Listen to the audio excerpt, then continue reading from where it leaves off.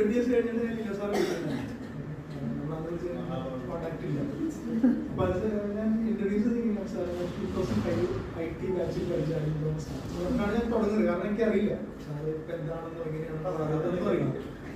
Sir അതുപോലെ തന്നെ ഭയങ്കര പ്രോഗ്രാമായിട്ട് പറയും എന്താണ് ഓക്കെ വളരെ സന്തോഷം. അപ്പൊ ഞാൻ മനസ്സിലേക്ക് അറിയുന്നുണ്ടോ ഭയങ്കരമായിട്ട് മാറിപ്പോയി.